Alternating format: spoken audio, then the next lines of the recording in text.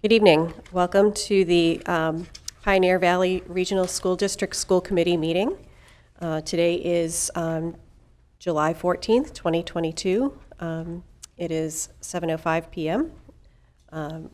This meeting is being held via Google Meet in accordance with the Governor of Massachusetts March 12th, 2020 order suspending certain provisions of the Open Meeting Law, General Law, Chapter 30A, Section 20. In addition, a link to view the school committee meeting will be on the website at www.pvrsdk12.org, or you can view it at www.facebook/BNC Television. The public is welcome to attend in person or to watch via the links above, but in the event of an issue with the links, the public meeting in person shall continue to proceed.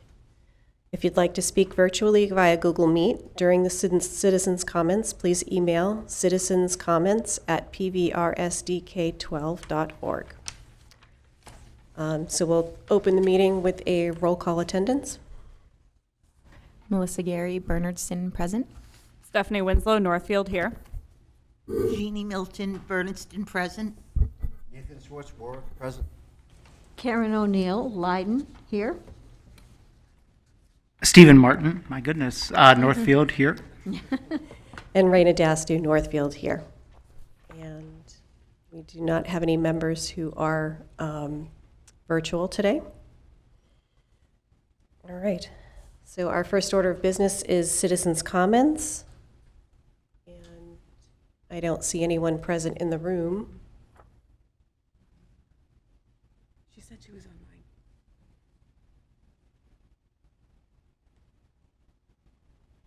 I don't see her.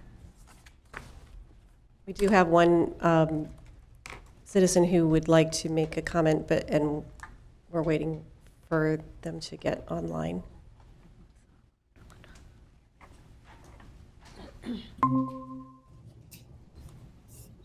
I don't see her.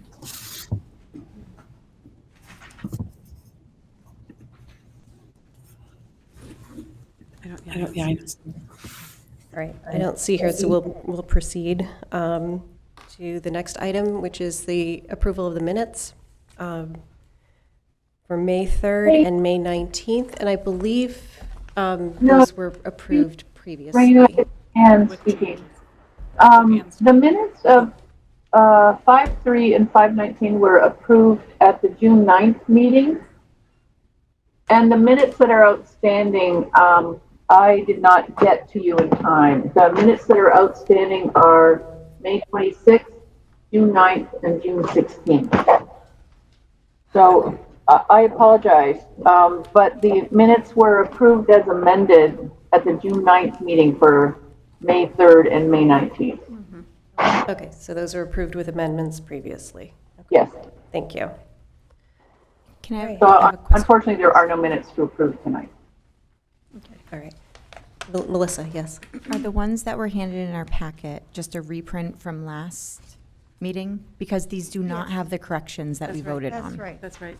Yes. That's Okay. right. Those are the draft minutes. And I have the final minutes done based on the June 9th meeting.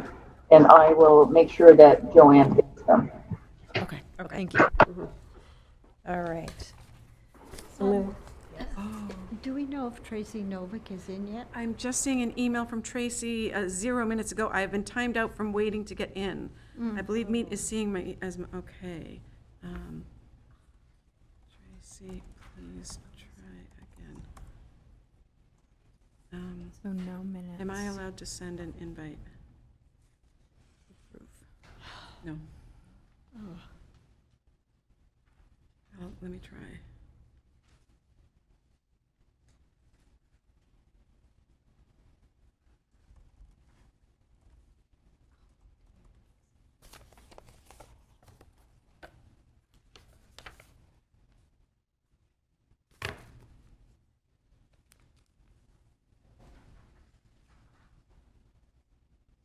If you click that, you can modify the.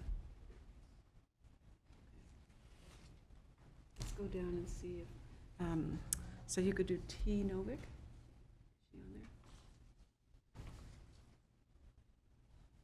Let's try her again. novick@masc..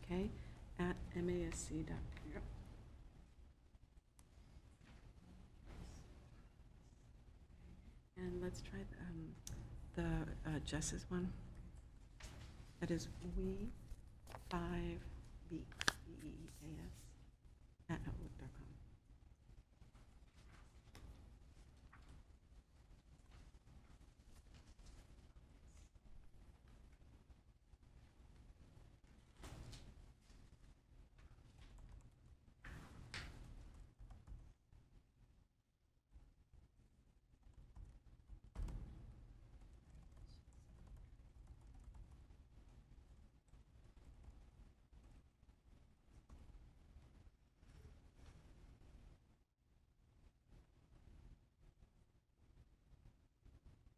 So we should be sending a new invitation.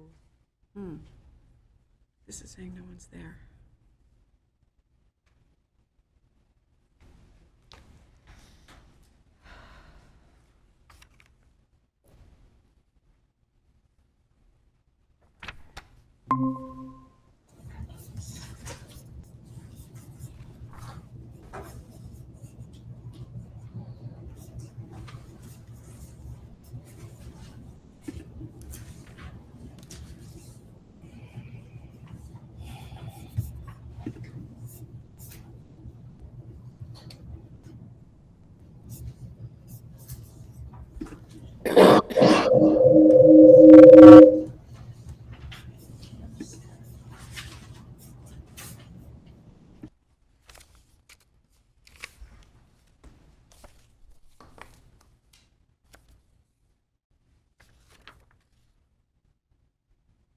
Sorry about the technical difficulties.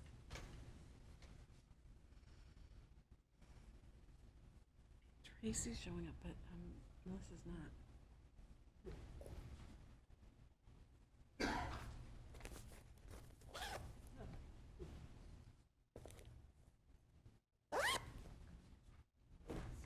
I could try and bring Tracy in by phone.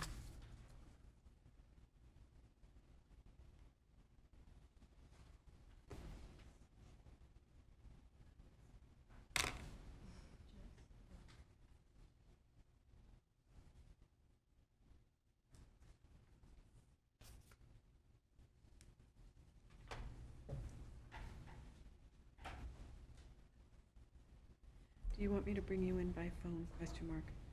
Patricia Kinsella here.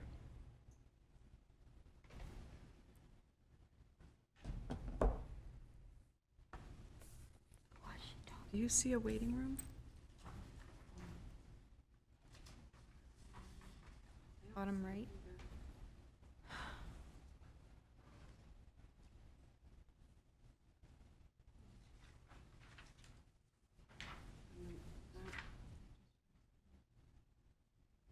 And that one right there?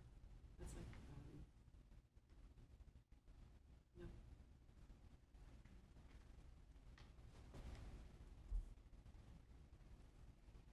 You want to start? Yeah, we should probably just. Right now?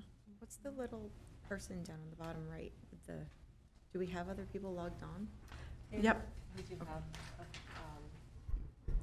Renee and Ann So it's- logged on.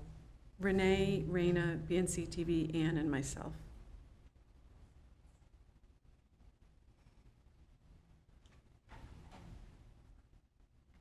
All right.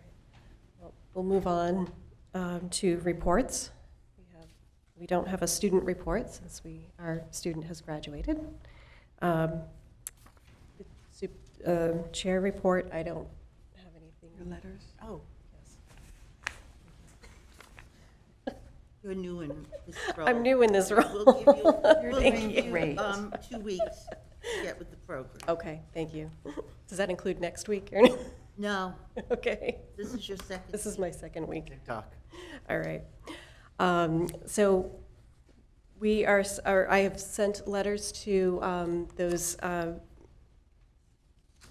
employees who have retired as of this year. It'd be Janice Town and Kim Godfrey, Rosemary, also known as Missy Gondola, Lynn Hansel, Skip Zalneritis, and Dr. John Heffernan.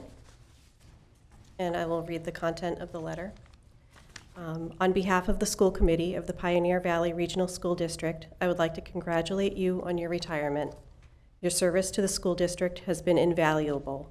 Every member of our educational community plays a role in its success, and our community has been enriched by your presence. You have shared your wisdom, skills, and experience with your colleagues, and you have been an important adult to the students you have served. Thank you for sharing your talents with the students, staff, and families of the Pioneer Valley District. We wish you a long and happy retirement as you begin this new chapter. Sincerely, Raina Daster. I want to thank everyone all of those retirees who have served the district for however long they have served and shared all of their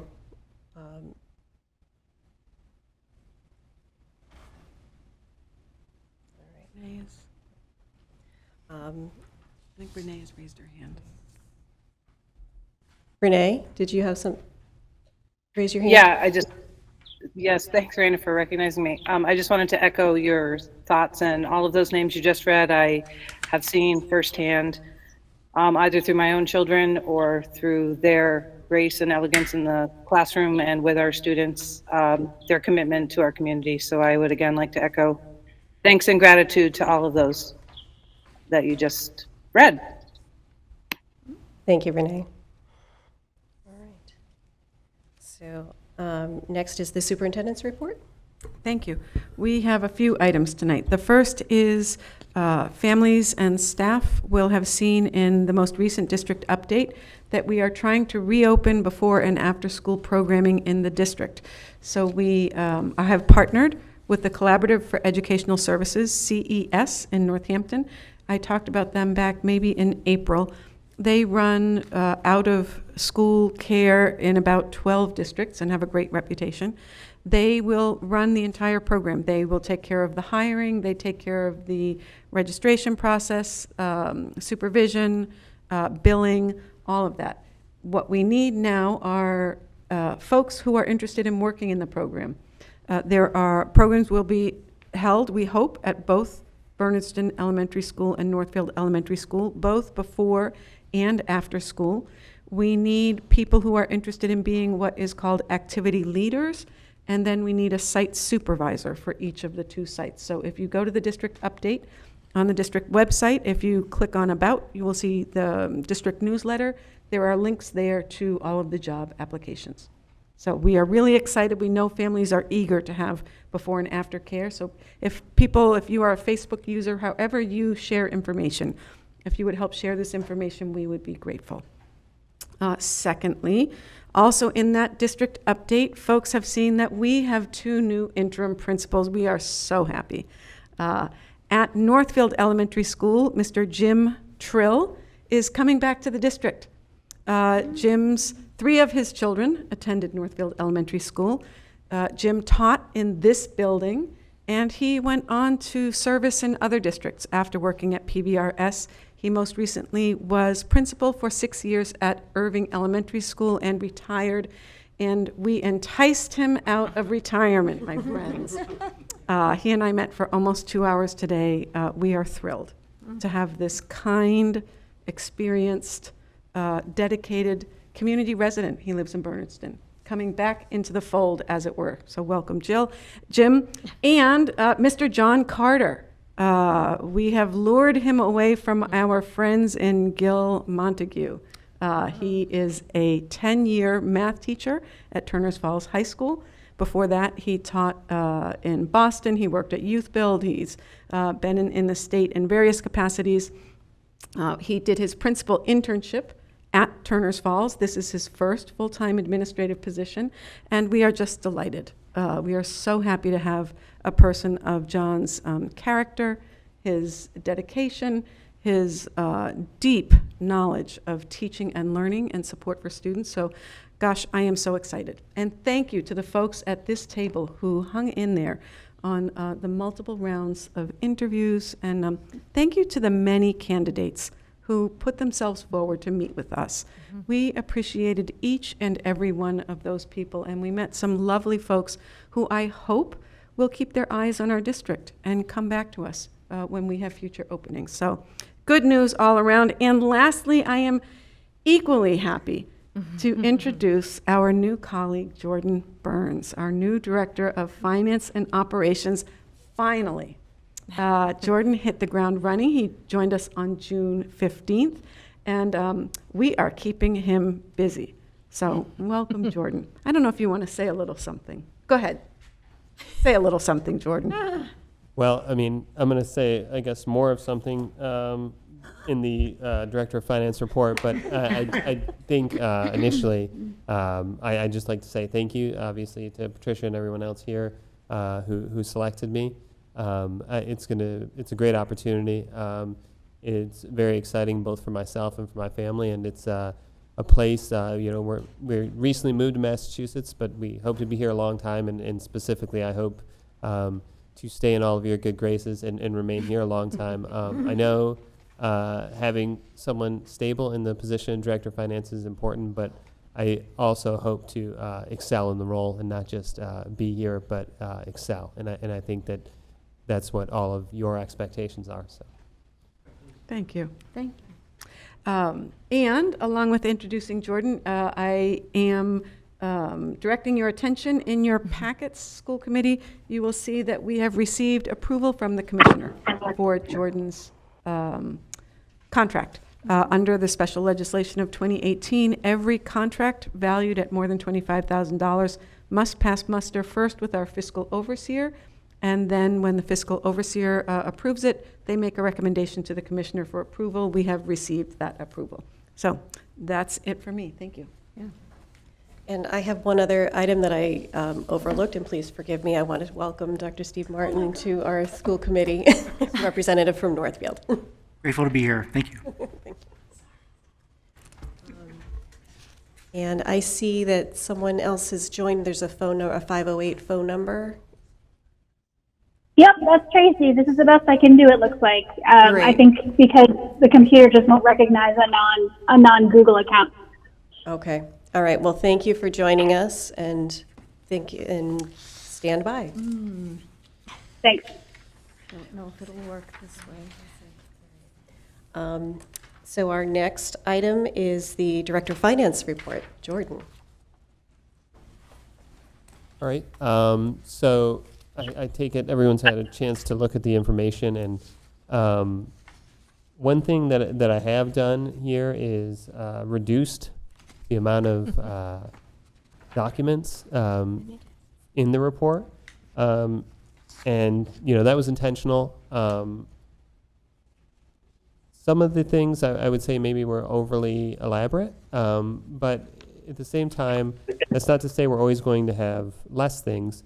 Similar to what I just mentioned about excelling, we want to do a couple things. I think we want to look at best practices, look at what other districts are doing, and pick some of the things that we think are, excelling and that we can bring here.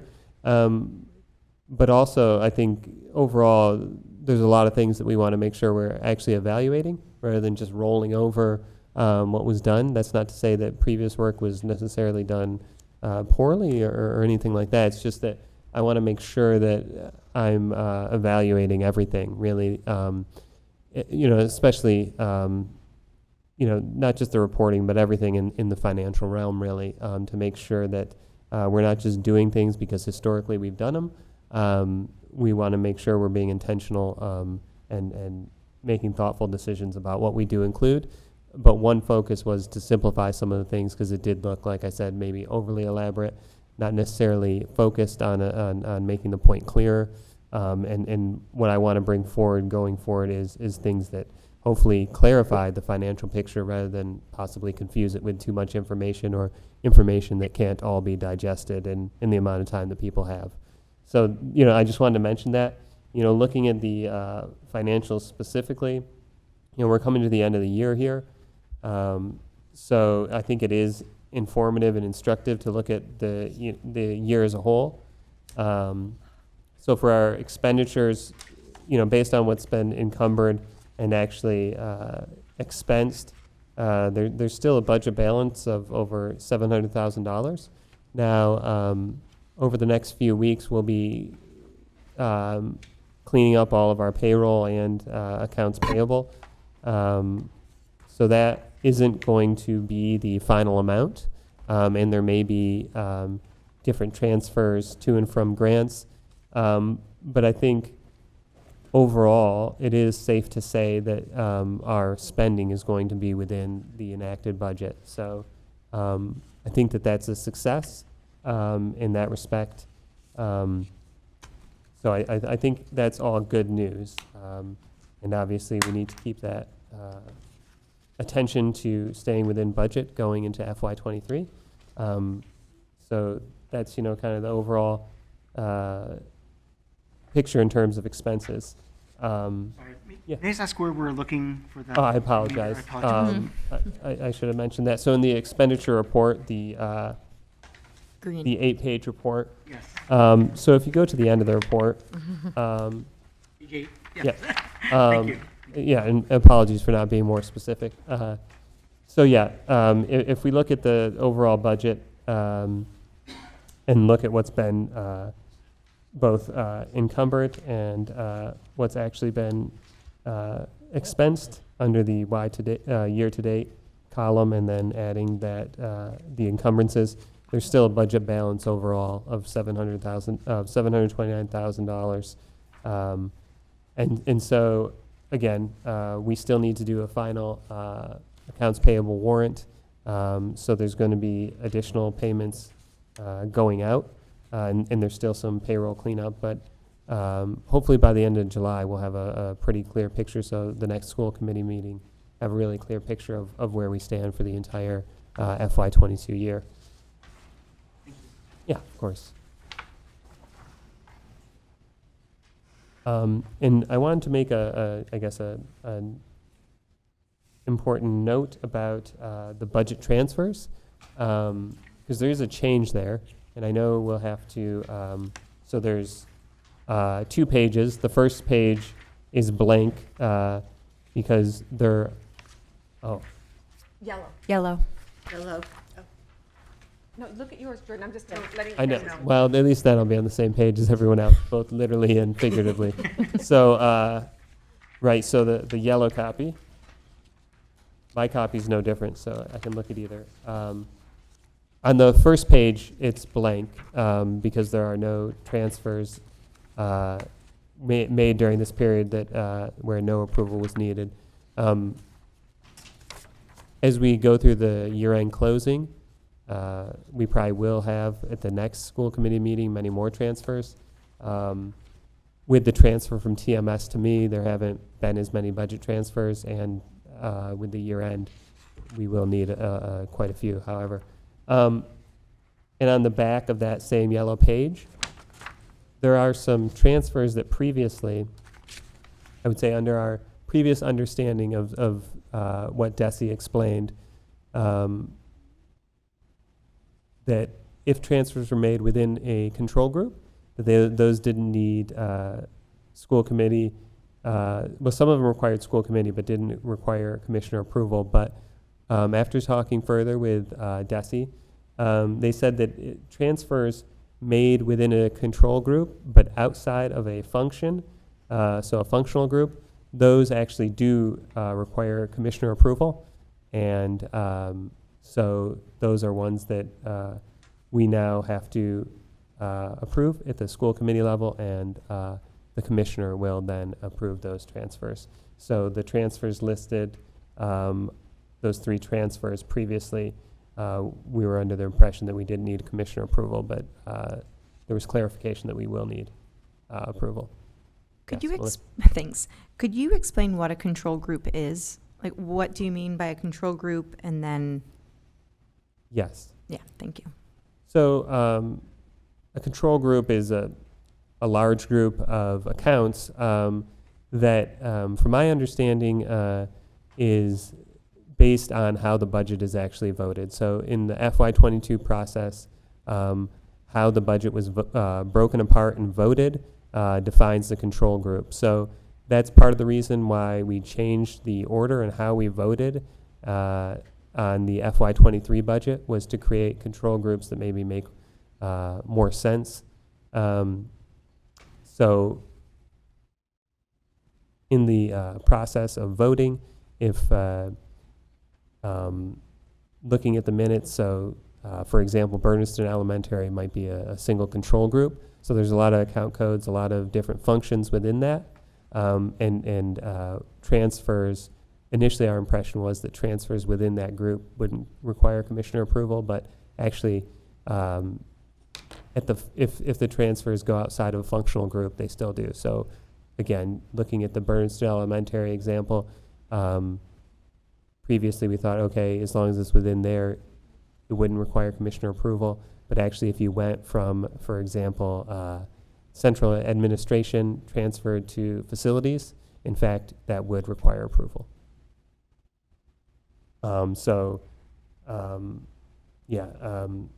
the clarification that we received from DESI, and so now we are going to change the process on how we vote on those transfers. Thank you. You're welcome.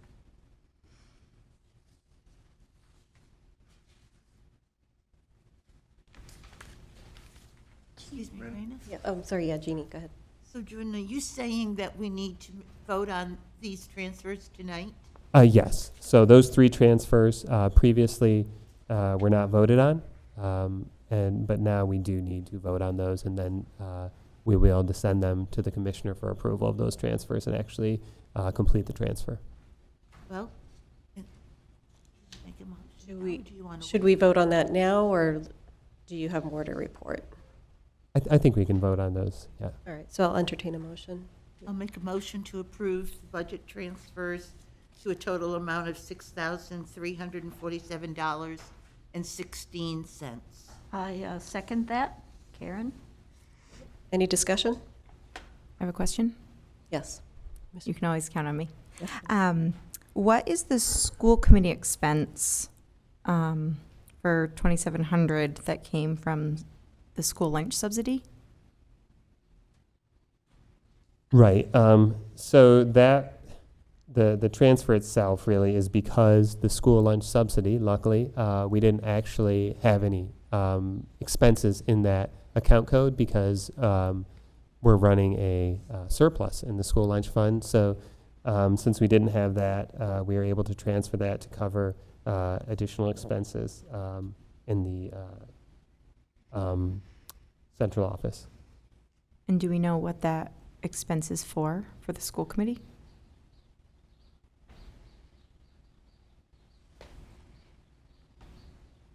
I don't know the specific expense. But I certainly can get the specific expense and provide it to you. Thank you. Provide it to the committee at a later date. Thank you. Nathan? Go ahead. Yeah, and the financial overseer, that is part of our regular payment to them. Yes. So that should, we shouldn't be transferring, that should be like part of like a regular budget item. Right. And so the transfer, and potentially, I wasn't clear. So the transfer is just because the account, the original budget, that line didn't have enough budgeted in it. It's not that it's necessarily an additional expense. It was just that during the budgeting process, there wasn't sufficient money or sufficient money budgeted in that account code. So now money's being transferred from another account so that it doesn't have a negative balance. So Nathan, you might recall that we changed overseers during the Yep. year, and I think there were different terms for the new overseer. And that's why we hadn't budgeted enough, But in future budgets, that will be hopefully. accounted for. Just checking.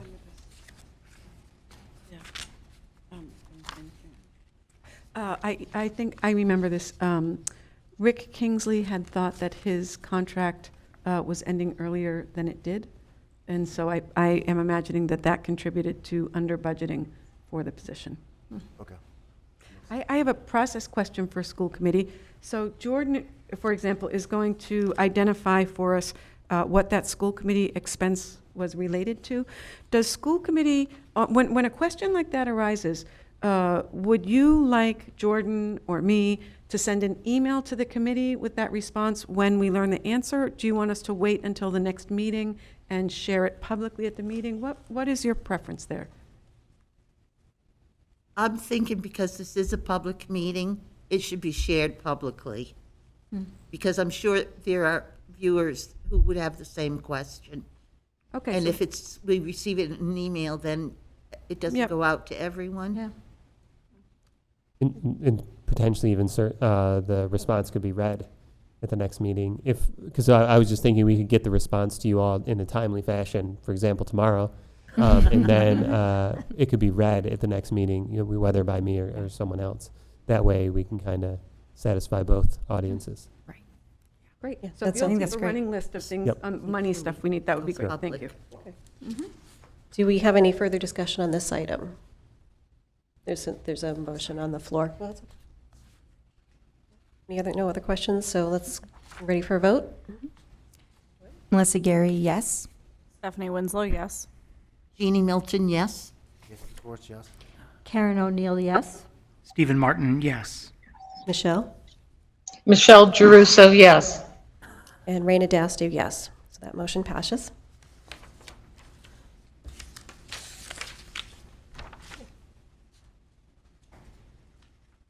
So unless there's other questions, that's the extent. Oh, sorry, apologies. We've got blue and pink. What is- Luckily, Patricia's keeping me both on task and color coded, so.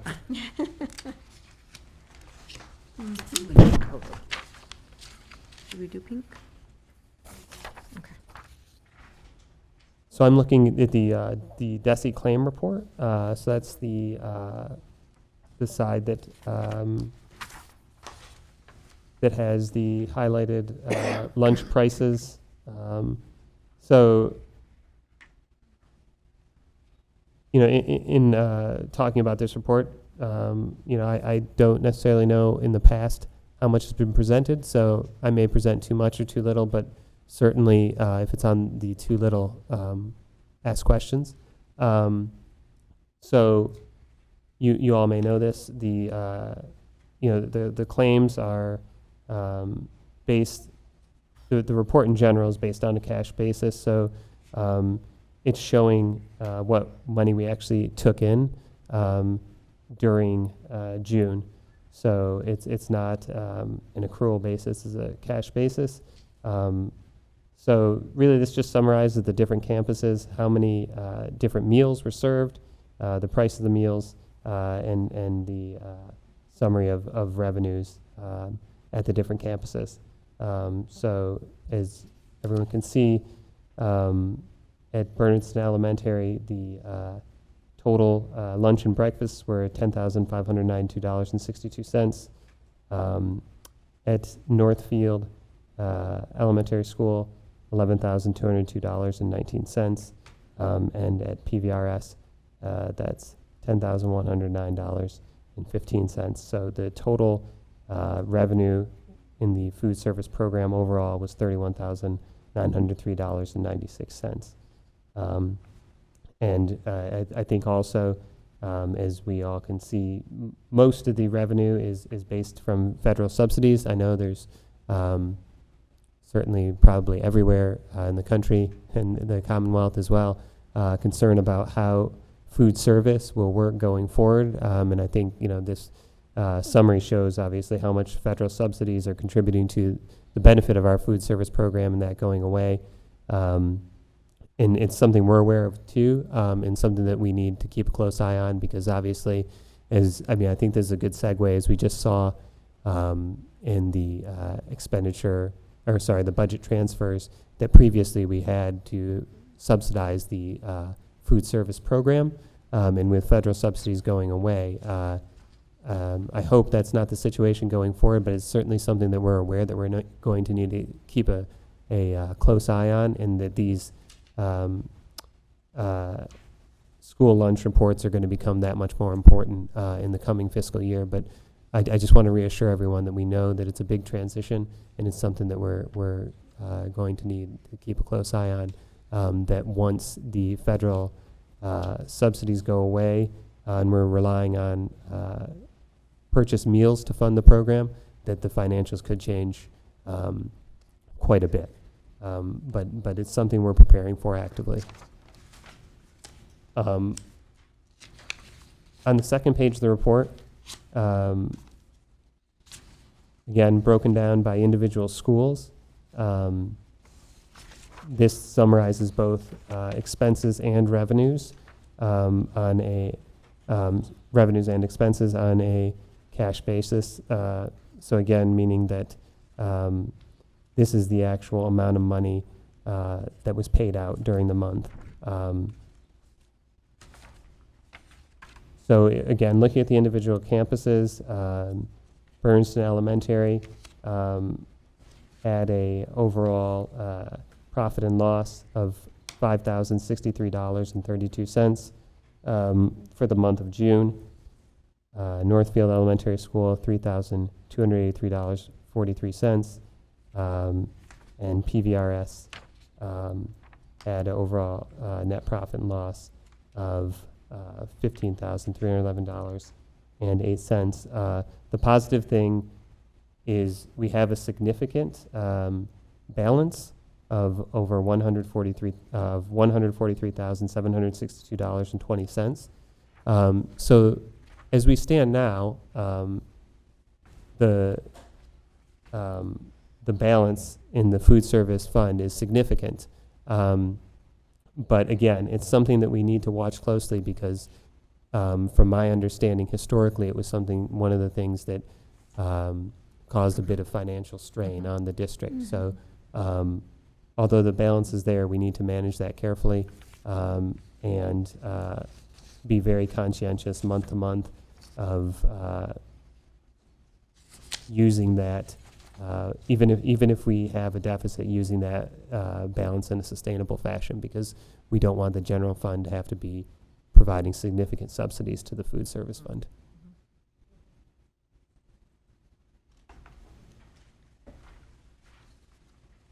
I had a question about the miscellaneous on that same page.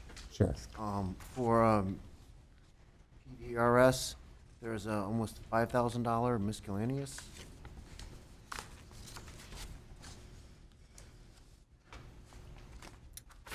Yep. And that's another one where the specific miscellaneous expense, I will get the information about what the exact expense was and reply to you all, and we can have that information obviously publicly for the next school committee as well. Any other questions?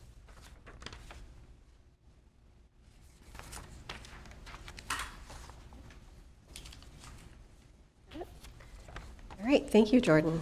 You're welcome.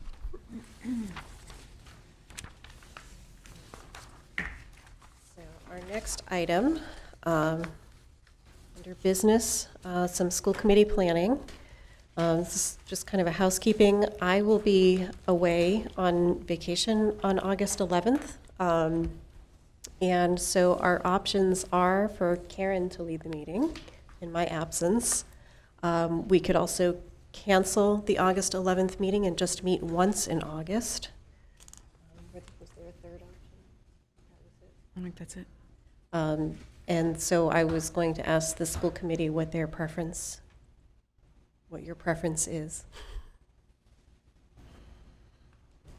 I will always vote for one meeting a month for the full committee. Is this something we could think about and make a decision at next week's meeting? Or if there is no next week's meeting, today's meeting before we leave? I believe we do have some agenda items for next week. I believe we do. So there will be a meeting next week, so we can make a final decision next If at that the works next with week's other meeting. people. Yeah, I'm all for having the minimal number of meetings, but we need to meet as much as we need to make sure Right. the business gets done. Yep. I would like to interject that my daughter will be visiting, and that will be our last night together before she goes back home. So, of course, I prefer not to have that meeting. I think that makes our decision quite easy. Yeah. All right. We'll plan on just one meeting on August. I'll make a motion to have just one meeting in the month of August, and that would be held on the 18th. Is that correct? Yes, August 18th. There will be no meeting on August 11th and one meeting on August 18th. All right, do we have a second? I'll second it. Stephanie Winslow. Great. Any further discussion? All right, Melissa, go ahead and start the voting. Melissa Gary, yes. Stephanie Winslow, yes. Jeannie Milton, yes. Nathan Swartz, abstain. Karen O'Neill, yes. Stephen Martin, yes. Michelle? Michelle Geruso, yes. And Raina Dastu, yes.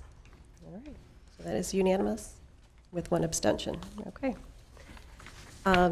So meeting locations, in the past, prior to COVID, the school committee meetings have been held in different locations at different months, so periodically being held in the elementary schools as well as at Pioneer. And now that we're emerging from COVID, we are doing more in-person meetings. I wanted to open up a discussion about whether we want to continue that practice or revisit that practice of meeting in the elementary schools as well.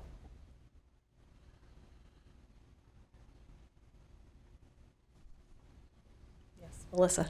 My vote would be to stay central. I remember before COVID, when I used to come in person to the school committee meetings, sometimes it became trying to figure out where I was going that night, which school I was going to be driving to attend the meeting. We've also heard from BNC TV that it's easier for them to set up for streaming if it's just in one place.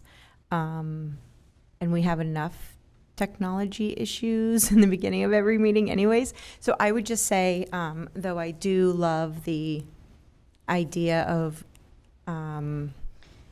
going out and seeing the other schools and meeting, but I think for meetings to be efficient and timely and for everybody's ease, having a common central location, I think is the best practice.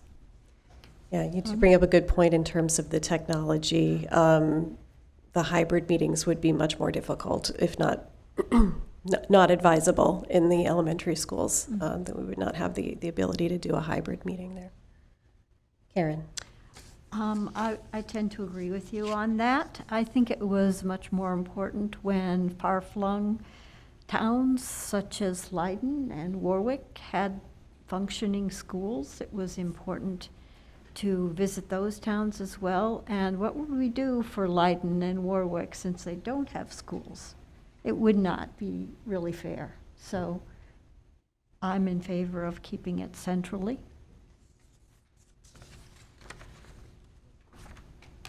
Any other comments? Nathan? Nathan, yes. I'm all for making it work and keeping it central. It is important that we all get to the different towns. Mm-hmm. So if we're not going to do, so originally, like, it was like one meeting a year was at the different elementary schools. Right.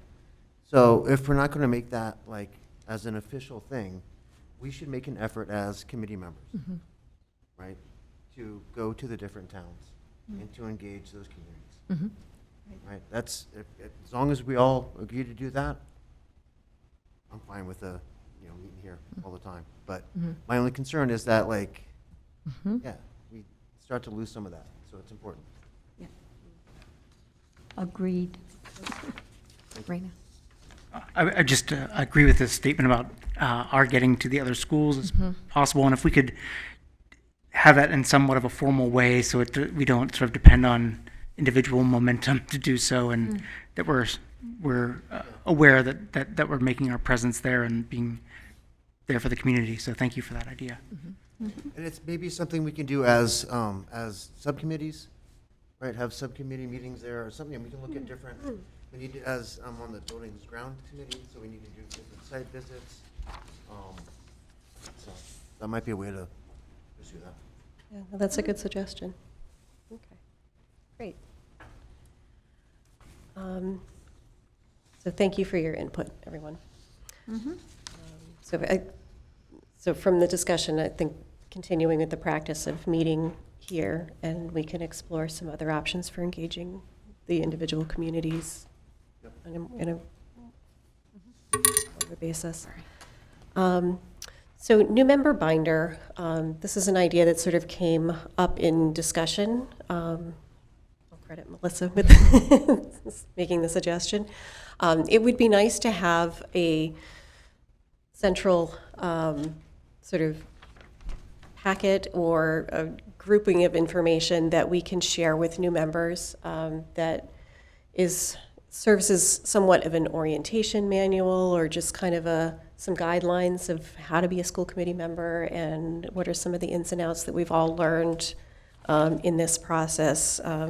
We've all sort of learned by trial and error and practice, but it would be nice to have that all sort of recorded and gathered in one place, whether it's a physical or a digital copy of something that is kept and shared with new members and existing members if we so desire.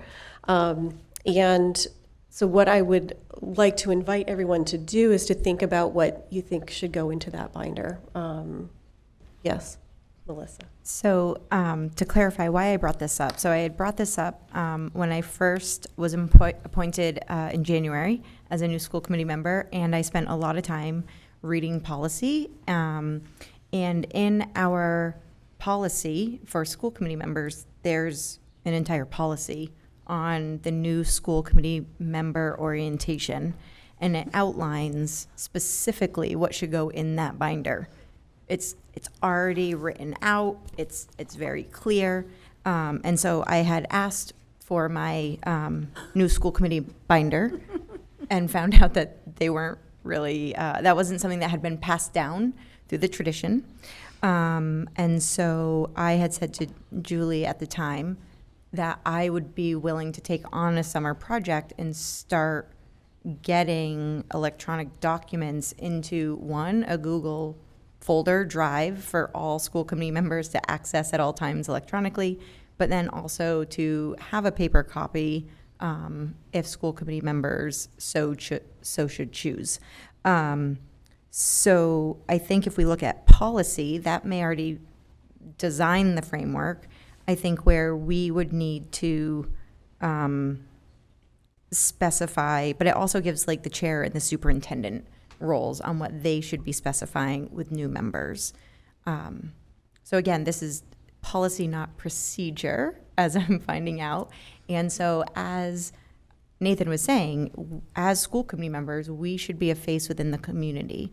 And in the district update, if NES was doing an art show, then part of being a community member, I do believe, is showing up and being there. It's not just showing up to the graduations. It's not, it's showing up to all sorts of things, athletic events, plays, you name it. And some of that is in our policy. And so I think this is a great kind of segue to be talking about the policy manual also, because I'm a firm believer, and it doesn't make sense to have a policy if it's not followed. Or if people aren't reviewing it, or if people aren't even aware of it. So, and if the policy is too much, and there's too much in here, then we should trim it down. So, so that's kind of what I meant by the new school committee binder, especially since if people are interested in running for the school committee, papers are due next week. I believe, for your name to be placed on the ballot. And if not, you'll be running a write-in campaign.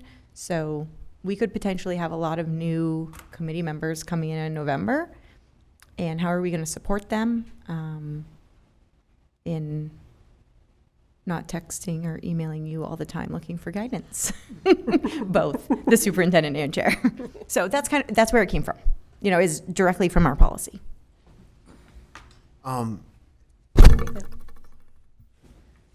think we need to look at foundational documents with that, and that's the district agreement, Mm-hmm. right? The existing and the one we're adopting, right? We have an existing district agreement, Yep. and then we have the one that, It's in the lawyer's hands right now. Yep. right? Yep. Right. That and the policy manual are essentially the two foundational documents that we're going to go forward. So that would be super helpful Mhm. for everyone to have. Yeah. I would love to have a written copy of that. I mean, Absolutely. yeah, I can have it on my computer, but, just have it. Yep. Get it is helpful to me. I will also add, I found out that the Chromebooks that are here for school committee were left here for school committee use. So I had made a comment recently about how it would be so convenient if school committee members also had Chromebooks. And the response was, well, there's Chromebooks for school committee use in that little, the charging compartment there. Charging station. And I said, well, wouldn't that be helpful if all school committee members were assigned, If those documents were in those files. And like in that Google, on the Chromebook, that every school committee member is assigned a Chromebook. So when you log on to a meeting, you log on from your Chromebook with your school email address, and you don't have to decide which Gmail address you're logging on with and have an issue getting on. So there's things that are available to us that if we, start figuring and asking questions, I think we could make this a much smoother process for people.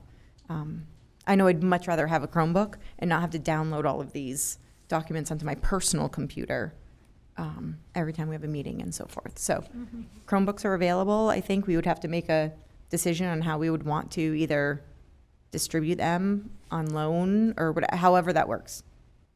Chris is on vacation. I'm not asking him right now. So, Yeah, we can work that out with Chris. so that's another one. Yeah.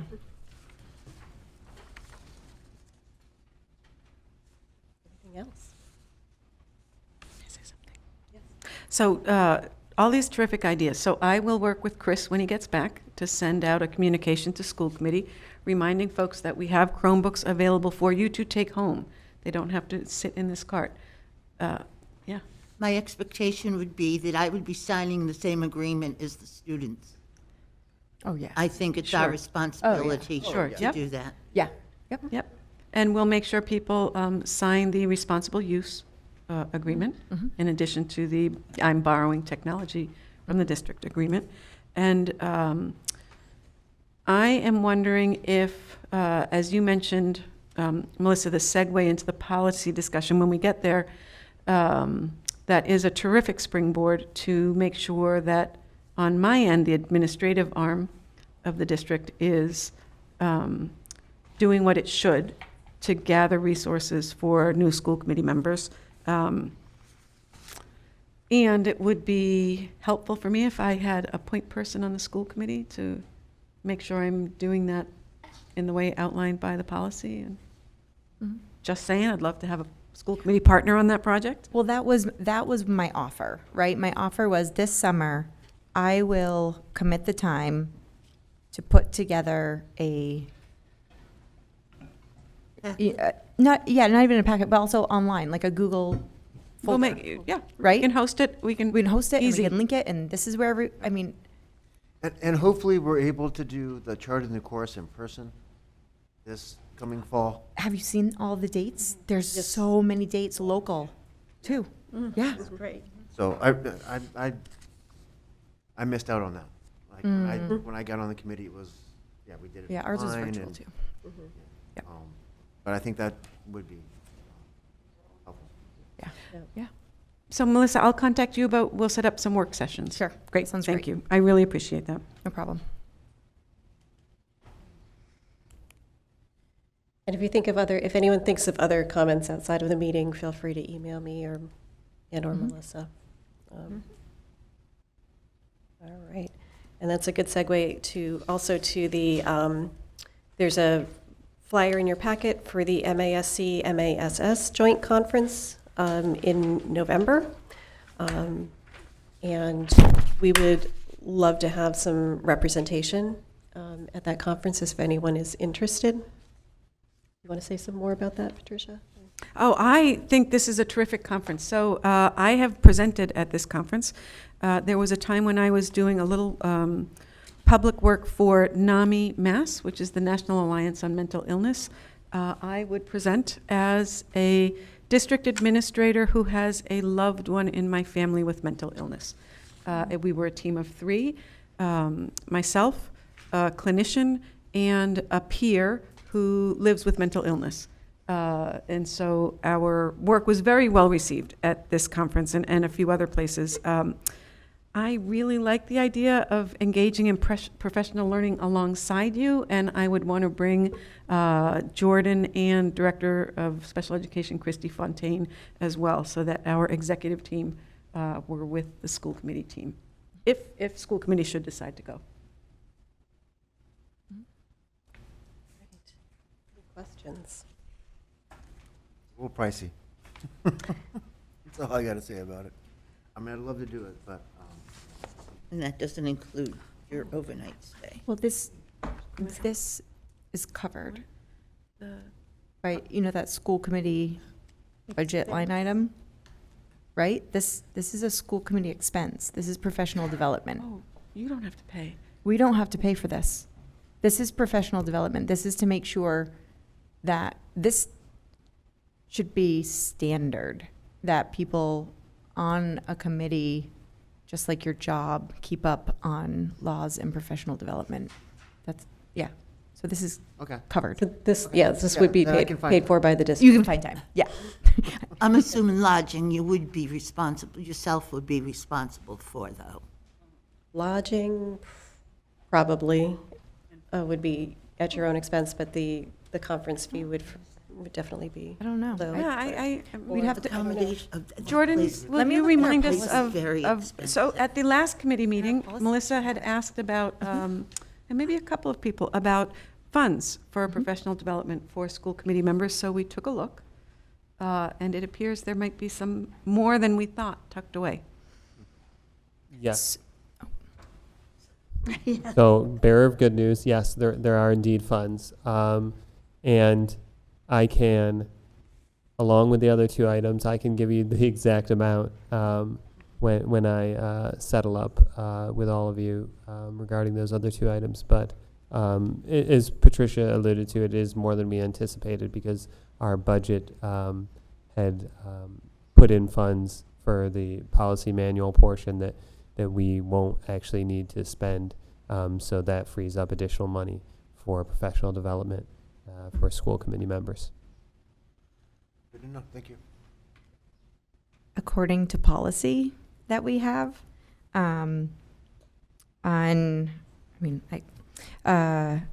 the school committee conferences, conventions, and workshops. Number 3, it says reimbursement for committee members for their travel expenses will be in accordance with the travel reimbursement policy. So I'm assuming there's a travel reimbursement policy that would have to do with something somewhere. I don't know if that's within contracted employees or what. And it says when a conference, convention, or workshop is not attended by the full committee, those who do who do participate will be requested to report back. That's not about money. And then funds for participation at meetings should be budgeted for on an annual basis. But that also makes sense if, as a committee, you haven't been attending on an annual basis, that it wouldn't have been budgeted for. That makes sense. And then the clerk, I don't know who the clerk is, but the clerk, I would say it would be Ian if it was anybody. Who I don't does believe all of we- our minutes. I don't No. think we have a I think- clerk, no. but it's someone who maintains a calendar of school committee conferences, conventions, and workshops. So,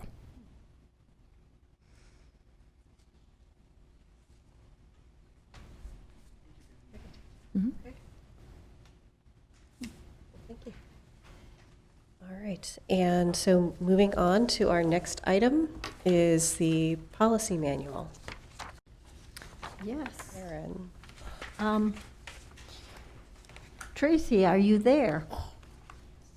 I am indeed here. Um, I apologize to you. I am wondering, most of the members do not have paper copies of the policy manual, and it appears that you are unable to present that on the screen. Is that correct? Yes, for some reason my login for the Zoom for the Meet is not actually going through and connecting. I'm not sure why. I've tried several links. I was on a Meet yesterday and that worked, and I'm not sure why this one isn't. Okay, but it seems as if Patricia's going to try to do that Right. from this To present end. the policy manual, yep. Yep, so when we refer to a particular policy, then it could be brought up on the screen, correct? Yep, right. Good. If people have pictures, are fine. Yes. Okay, so I'm going to do a little bit of an introduction here. I'd like to thank you, Tracy, for being here to guide us through the process of looking at our revised policy manual, and of course to thank the policy subcommittee members who worked on this project for the past 2 years. Raina, more recently Alan, and Jeannie, and Jim Bell, who's no longer on the committee. Everyone made helpful contributions and suggestions, and Raina's carefully taken and written minutes have been invaluable in reconstructing the whys behind the work that we did. And we did this together. In my personal review of the entire manual, which happened over the past week, I've noticed a variety of situations that need a little bit more work. For instance, checking concordance with actual practice. I think that's come up already. Thank you, Melissa. Making those responsible for updates to manuals and plans aware that we have some required updates to pass on. Things like the athletic handbook and the student handbook and so forth. And a few that other subcommittees will need to work on. Items the administration should delegate to someone else, and a few that will remain unfinished until the full school committee can address them. So, the full committee, including our subcommittee members, would like to hear from you with your questions and comments. I plan to address each section in sequence, pointing out what remains to be done as far as major issues go, and taking input from any of you on your questions. Just as I will not use time to refer to typos like I do with minutes, or to point out cases where a policy was directed to another document, I hope you can give us all your major concerns, confident that the subcommittee has worked carefully during the process. And subcommittee members should feel free to enter the conversation to clarify anything that I may get wrong or that would help us understand something better. So, are we ready to go? We are, and Karen, if I may, I'd like to show folks at home how they can get to this manual online themselves. Excellent. So people can see on the screen, this is the district webpage. I'll click up here. You can always get to the district homepage by clicking on PVRSD in the upper left-hand corner. I'm going to take my cursor and go over to the school committee item. And when the drop-down menu appears, I'm going down to policies and procedures. So again, up in the meta menu, school committee, drop down to policies and procedures, and we have a little text there. Click on draft revision, and then you arrive at the Dropbox. Tracy, I'm going to hand it over to you to talk about how this is organized and where you want folks to go. Sure. So, I mean, I would, as Karen noted, and by the way, there's always the danger, I think, of chairs not acknowledging their own contributions. So I know I would not be alone in saying that Karen has been shepherding this along faithfully, patiently, with exquisite care and, sort of never letting it go. And I should also note, by the way, that while I know this has felt like a long process to everyone, and 2 years is a long time, most districts take 3. So, kudos to everybody who managed to keep this going, even in the midst of so much else happening. So what you have in front of you in terms of the policy drafts for consideration, access to the Dropbox that MASC has set up, is each of the section policy. So policy documents are set up. We follow the NPM manual system. They're set up in sections according to what the main sort of theme of the is. And just as a reminder, you all did an excellent job there, by the way, of dancing through the difference between policy and procedure earlier. Well done. These are broad statements. Much of the more specific kinds of information is frequently, and this is something that as Karen's noting, gets passed off to administration in terms of procedure and so forth. So just for example, when you're talking about Section A, this is where you're kind of starting the conversation in terms of how things work and so forth, and then through into levels of responsibility. D is all of your fiscal systems, by the way, where your reimbursement section comes from, and yes, you do have a policy that says school committee gets reimbursed for travel expenses. I double checked. But there's a section that is specifically about instruction, especially about students, specifically about facilities and so forth. The only thing to add to what Karen said is that you also have already updated a couple of policies that are not included here. And certainly when you pass things, when you pass sort of the bulk of this, those are something that you will be passing off to me that I'll make sure get put in the right place for the whole project to be uploaded. But yes, as Karen said, the granular work has really been done by the policy committee. This is a great example of the main work of the committee being done on the subcommittee, and your committee being done an action. So unless there's things that are particularly concerning or something that particularly jumps out of the flag, I do want to look so that you know that your policy committee has been very faithful in a very careful review.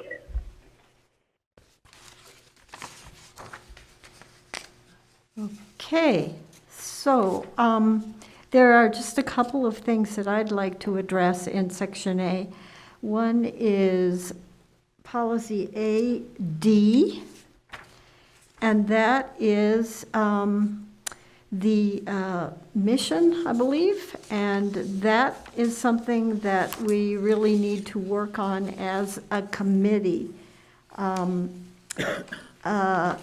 We do have a mission stated in our old policy manual, but it doesn't resemble anything found anywhere else in either our school documents or in on our website, where it is located in the employment section, I believe, which is a strange place for it to be.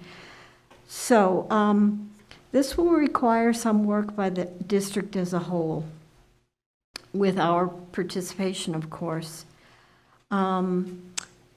One suggestion that Tracy has made to us is that we replace the wording mission statement, which we currently had, with the word mission. Okay. Basically leave out the word state. That's correct, but there remains to be quite a bit of work ahead. I remember working on the mission for PVRS, maybe 20 years ago. That was a 2-year process for one school to get ready for an evaluation that was going to happen. And it was given to a subcommittee to work on it. Perhaps that's something we can do as well, at least to start. Okay. Karen? Yes. Can I clarify? Yeah. So this mission is the mission for the district? District. That's correct. Okay. Yes. And each school has their own mission? Well, yes. Right. That's correct. I mean, each school should. Each school should, and each school does. Per their, okay. Okay. Within the overall. And I Go ahead, I should Tracy. say that something like this, you can actually adopt the policy with the idea that you will then be coming back in and updating it, that the policy is sort of standing there as a placeholder, and that you'll be coming back and giving us Right. something else. So Right. you feel like you're the whole manual on hold because you don't have a mission statement. No. Did you all understand that? We can accept this revision with that one having a placeholder until we get to it. Okay? We don't have to hold up the whole thing for that. Okay, and likewise, policy ADF, we have a wellness committee that is working on writing a new policy for this section. Okay? So that one. Anyone who's on that committee? Yes, Carla. Carla? Carla is, and Mike Honorato as well. I do not know the other members by name. Okay? Are there any things you would like to bring up about Section A?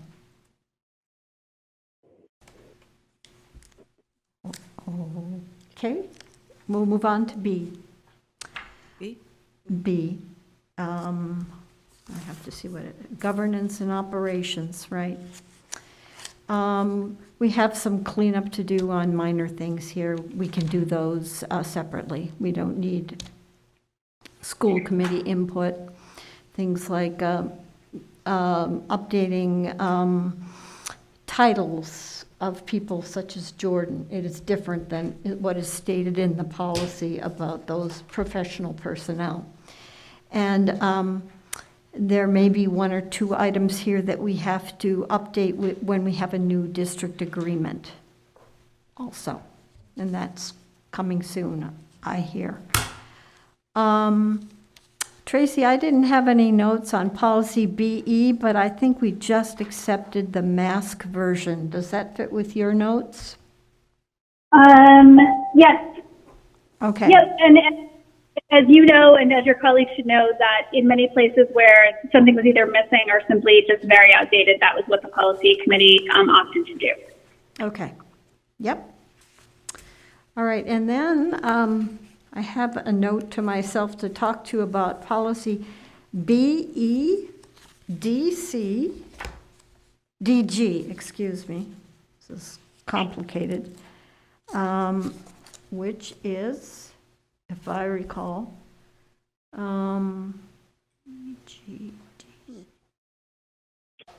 Where is that? BEDG. Karen, D-E? Oh, DG. Okay, it's minutes. What, is she B or D? B as in boy? B as in sorry. boy, E as in Earl, D as in dog, and G as in giraffe, and this is great. Girl. So if you could put that one up. This has to do with minutes. And I would just like to take a moment to have us look at the note at the bottom of the page in bold. And as folks see me scrolling, and as you are wondering, why is she not doing a find for this? It is not the document is not searchable right now. It will be. It will be So we after approval and practice our posting. Zen state by scrolling. It's called minutes. I think I just saw it. B-E-G? DG, Good Lord. dog girl. There you go. Somebody's. Okay, so we'll look at the bold paragraph at the very bottom. And I'll read it for those of you who can't. I can't read it from here, so. It says, specific comments and/or discussion should only be included in the minutes as the result of a vote of the committee. Okay? So we have been seeing in our minutes references by name to comments made by particular people. And I'm not aware that we have ever voted to do that. Does anyone have a different recollection? And is that something we should consider changing? because we will allow it to happen all the time. Tracy, do you have anything to weigh in on this? So I think that you've got sort of two things that are always. This is one where there's two things that the committee has to keep in mind, as is frequently the case. There is sort of, what is best practice, and you make sure that you don't wear out those who keep your minutes. At the same time, there also are things about what the community expects, and so I think that making sure that you don't end up with minutes that are a script, effectively, right, a transcript, while at the same time, still maybe allowing some of the same level of transparency that your minutes may currently, that perhaps people have become accustomed to, is important. I do think that that direct quotes not really being part of things and trying not to get into too many wrangles over that is practice.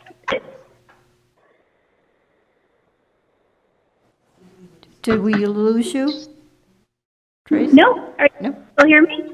Yep. Okay. So- Did that answer come through? And did I if I sound like I'm sort of walking down the center of that, it's because I really am. In part because I'm sensitive to the idea that you have a practice that you're accustomed to. Yes, we do. Okay, so, Actually, Anne has her hand raised, so Anne, you want to go ahead and weigh in on this? Yeah, I've been doing the minutes for, I shudder to think how many years. And there was a very contentious time several superintendents ago. And I mean, I don't know that it was an official request, but the minutes changed during that time frame. People wanted to know who said that. Like I had in the past sort of recap discussions. I'm happy to go back to that because they're a lot faster for me. Because, they're lengthy meetings and people often want their statements clarified. That comes up periodically when the minutes are reviewed. So, I have done committee minutes for many school committees for the years and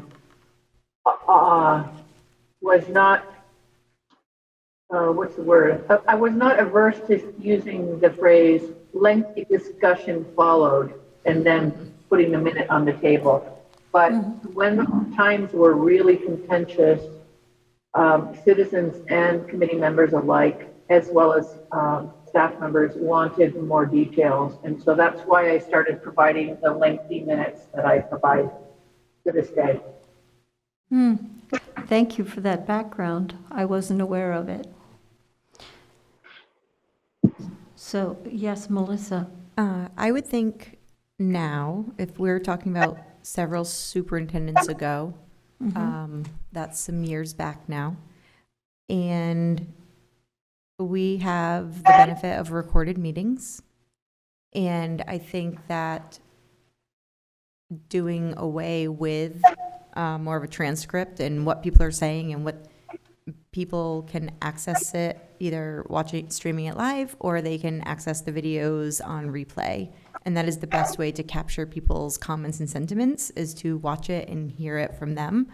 So I would be more apt to say, let's get rid of the transcript. I'm much more interested in keeping the notes within the lines of the policy, Right. of having them within the next 3 meetings or within 30 days, whichever is later. I would understand. much more prefer timely minutes and get out of the weeds of the transcript, Right. so that we can look at the meetings, the minutes, review them, and move on. And I think that's also more user-friendly for our community. And if they want to find out who said what, when, and why, there's a video recording that should be able to be accessed by them. Yes, and I would agree with that, Melissa. The meetings did not used to happen on Facebook. They did not used to happen live. and they were sporadic at best about, Yeah. BNCTV recording them. And not that it was BNCTV's problem, it's just that No. they were going around from place to place, and there wasn't the same availability that there is now, particularly with the Google Meets meetings, and people weren't as able to participate as they are now. And I frequently, if I can't attend a meeting, I either go to the television or the Facebook Live, and I can pretty much get the entire meeting. So, having a phrase like lengthy discussion, if people want to refer to it, we can put a little thing on the bottom of the meeting that says, if you want to see the detailed meeting, go here or here. And I think that would cover a lot of that. And, I agree, the most important things are the motions. Truly. Because, Yeah. I do these for a flat fee. So if the meeting goes for 3 hours, it can take me almost that long to transcribe them in detail.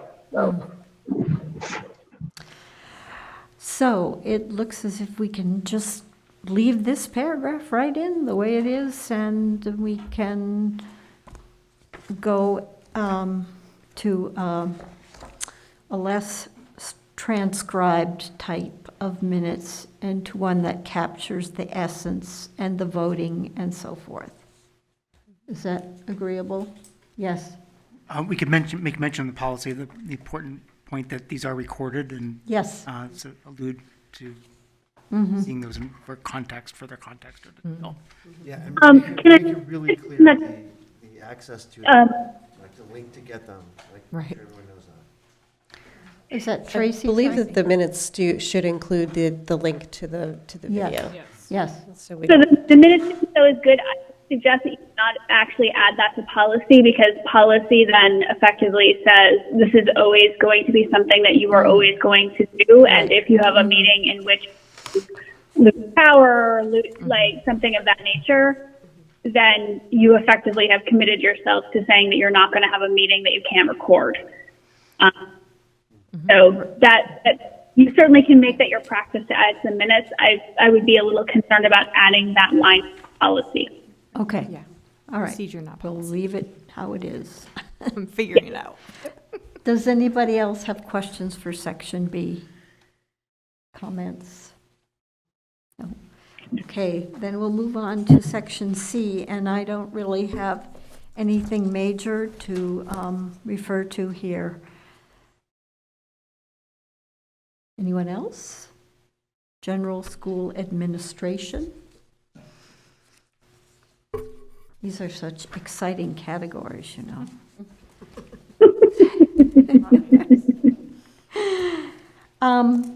In section D, I was concerned about DK.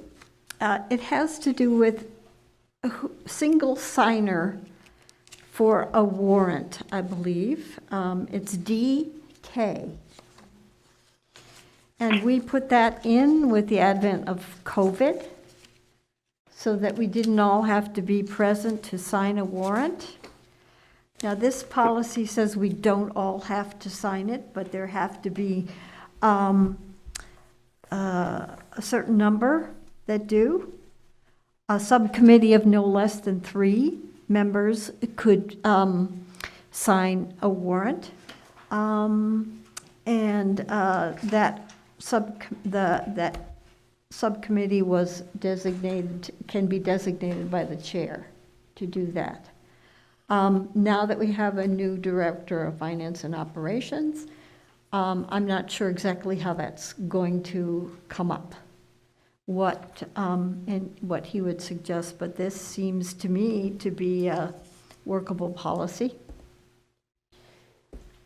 how would that interface with when we were using DocuSign? I'm not sure. I can answer that. I don't know if that is useful. You need to specify your signature process within the policy. That's a matter. You honestly don't even need a written procedure for it, and using electronic signatures has been nationally legal since 2000. Okay, so we can, That goes into policy.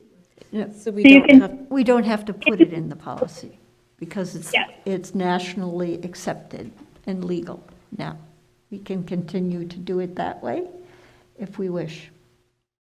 And we don't need to specify the procedure, the signing procedure Right. in the policy. Right. We just have a written policy that says that we will obtain at least 3 signatures. Yes, yep. Not necessarily a subcommittee appointed by the chair, which is what the current, the policy states, I believe. That it would be a subcommittee of at least 3 people appointed by the chair. Actually, no. It says the committee has designated the chair to sign, be the only one to sign. That was during COVID. So we can have a group of no less than 3 members sign it, if we would prefer. And we went to that eventually. Remember when Kristen was the chair, she was signing for all of us. Couldn't this align with the budget subcommittee who deals with finances and numbers?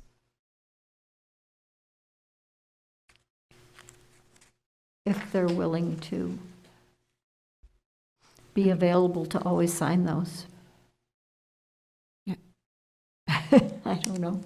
And do they read all the, I mean, I've always gone through every single bill when it comes to me, but I'm not sure how many people have the time to do that. And sometimes we only have 36 to 48 hours to read all that stuff. And prior to COVID, the warrant always went around at school committee meeting, and everyone here would Yes, look at it. sign. You just ask, thank you very much for all this work. This is remarkable Yeah. to bear witness to and pretend I had nothing to, but appreciate it. I'm just looking at the sentence that begins, the list will be certified. And then there's a semicolon, then the committee has designated the chair for such approvals. But it's not clear to me that those 2 clauses go together. In one clause, there are 3 people, but in the second, after the semicolon, the chair is doing something and approving something. So I just, It's confusing. perhaps if that was clarified, it would be, Right. give us better direction, Yep, perhaps. so I actually can answer that. You are correct. That actually was exactly what Karen's talking about of what was the sort of boilerplate policy or the previous practice, and then what was the update simply for COVID. So effectively the question before you is which of those do you want to follow as a practice, which I think is probably the question you want to have here is, do you want to follow the practice of having a subcommittee or do you wish to designate the chair? Thank you. Excellent. That's exactly why we need the finance and operations person on section D. Yeah. Didn't we vote earlier in the year at one point when Julie asked if she should be the one to sign all the warrants, and we voted no, we would rather it go around and we all sign it? Yes. Shouldn't we kind of align with what we voted on before?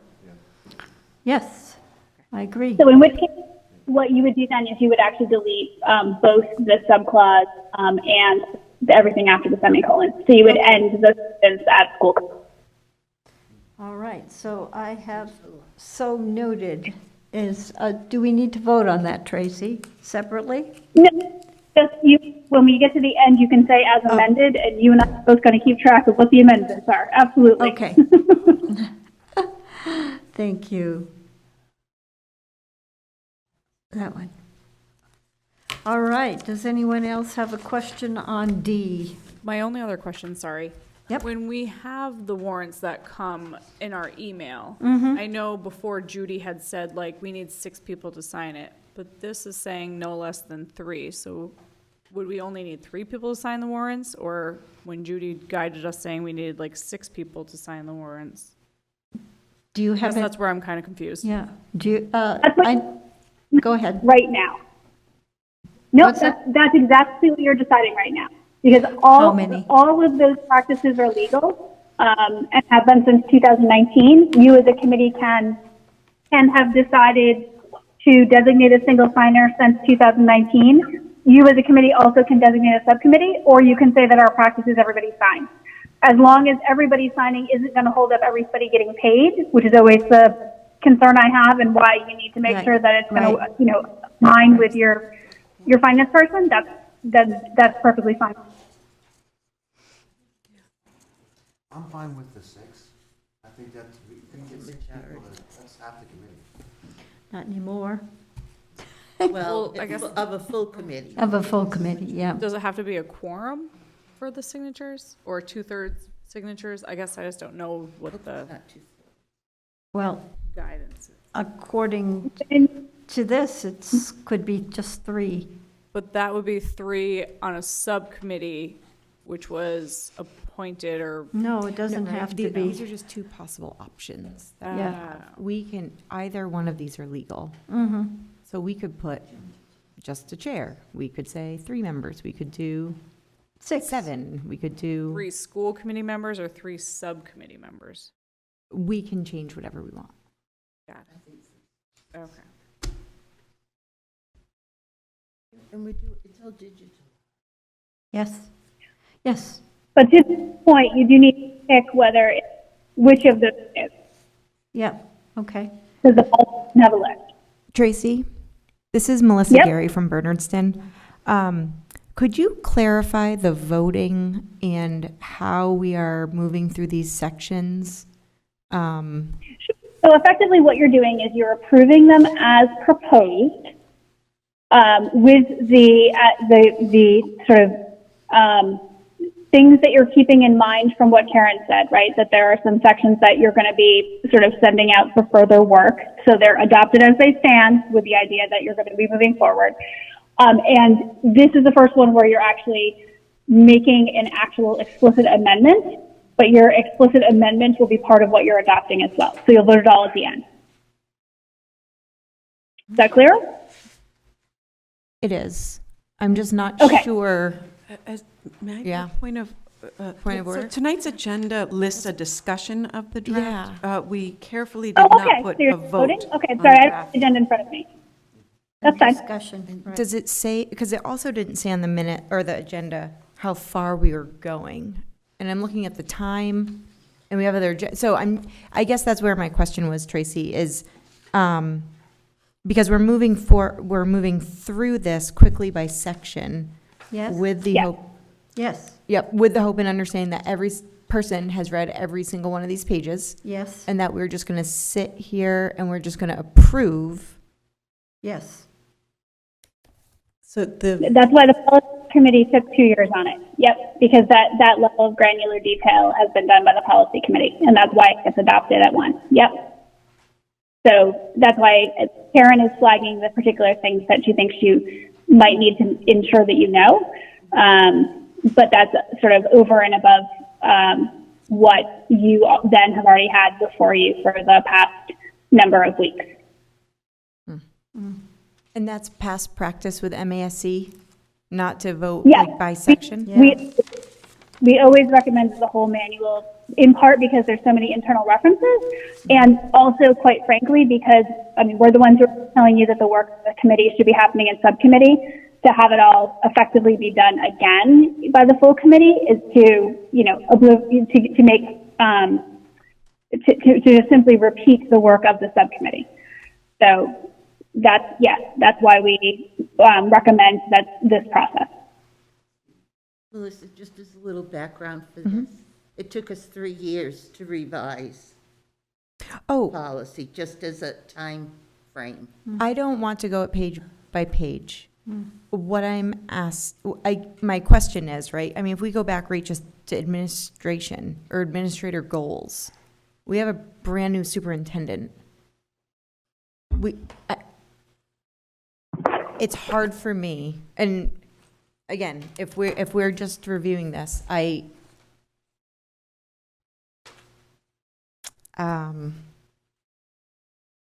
have a lot of new people who we have a brand new super, right? So I'm just, so I don't know. I'm sorry, you referenced administrative goals. don't think you actually have a section called administrator goals, and that's in part because that's the kind of thing that shouldn't be, this is like a once a 5 year, this is not this kind of review is not something you do all that often, and goals you're going to be revisiting at least. Yeah, sorry, I was administration goals. So the administration goals are very, very, very high level. Again, what we're talking about. But that's, again, it's not the goals that you're evaluating the superintendent on and so forth, because that's tended to be much more granular. Policies, they're very, very high level and intended to be very sort of generally directed rather than specific to the district.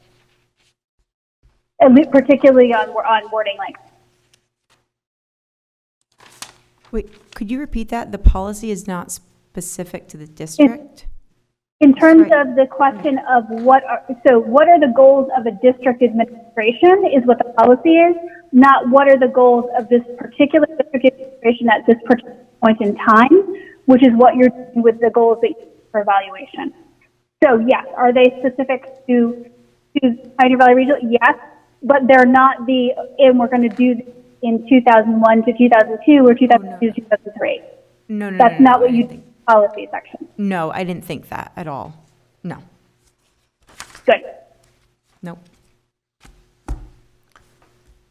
Okay, are we ready to leave section D? I don't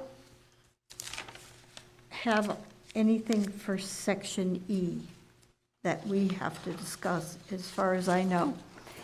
Does anyone have a comment or question about section E?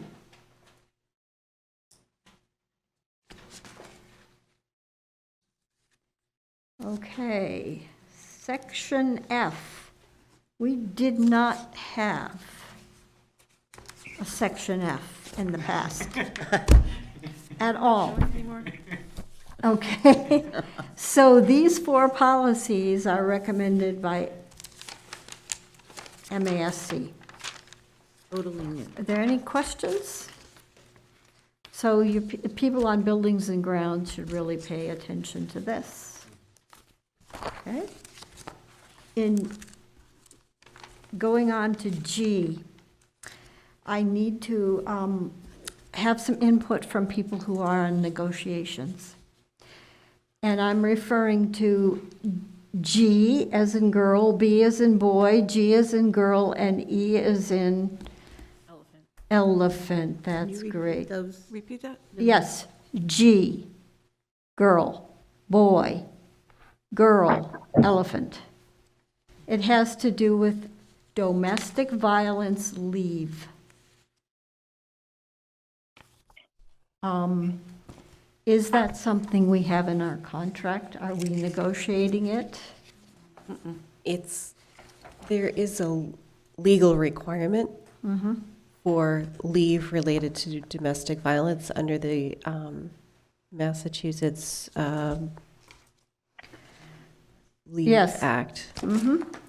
But what we have to decide as policy is, will it be paid leave or unpaid leave? And will individuals who are affected have to use up their sick leave, or will they be granted additional leave for these purposes? So that's something that the negotiations team needs to be aware of, and perhaps the school committee has to consult counsel for what is generally done in cases like this, and proceed accordingly. But this is something we should flag for work that we have to do.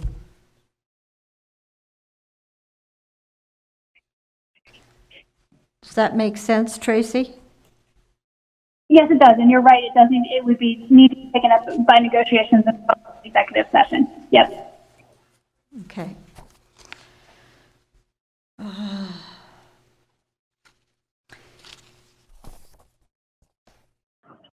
And that's all I have that I think is a major thing in section G. Does anybody else have something to bring up from section G, as in girl?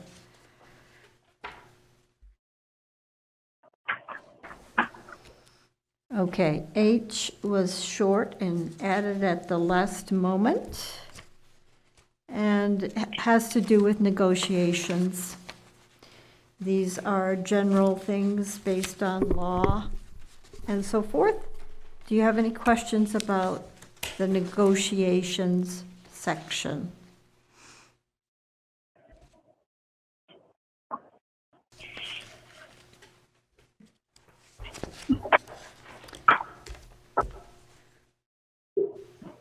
Okay, now, here's the point where I have to say, it may be my fault. It may be the subcommittee's fault. Maybe Tracy is in there too, I don't know. But for some reason, and the subcommittee knows that I figured this out just 2 or 3 days ago, that we had never discussed half of the I section. So that is something we are going to have to do. We made it as far as I as in I, J as in junior, dash R. So if you look at the section 1 table of contents, we did the first page, and the one at the top of the backside of that page, and that we did not discuss the rest. So any vote that we eventually take has to be contingent on our being able to finish this and bring it back to you. Okay? As far They put a lot in I. as what? They put a lot in I. They put a lot, and they should. I mean, this is one of the most important No wonder you guys sections. were done so early. Yeah, right. We would have needed a whole extra year to do that one. Thank you for being so gracious. Yeah, I don't know, we got a new superintendent about the time that we bridged to the. Oh, wow. And we're getting everybody into this now. Jordan, I guess you're safe. But, and Stephen, you're safe too. She hasn't even been here since 4:30. But immediately, as you know, she got to work and had all these new policies for us to look at. She was just keeping us on our toes. I know. So we did get a little interrupted, but that's okay. We're going to fix it, aren't we, Tracy? We are going to fix it. No, I absolutely fully take a great deal of responsibility on that one. This was I think partly also a pandemic thing, which is that I largely was doing the meetings from my office. I took one from home, and I didn't have all of my paperwork with me. And I actually do my policies at least partly. So I'm happy to take the responsibility for that one. And I didn't. The strange thing is that I then didn't catch it.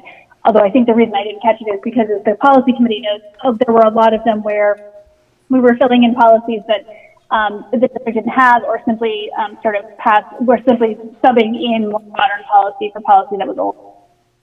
So that piece I did not catch. So my apologies for not actually having the middle section done, and my compliments to Karen for catching it.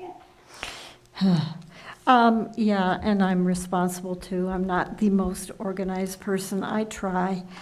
At any rate, as I said in my email to the subcommittee, there will always be wrinkles. Ask the old one on the table, at the table. Okay, so for the first half of I, does anyone have something they would like to bring up? I just would like to direct your attention to IE for Edward. This one talks about how our schools are organized, and it talks about the grades that are at each level.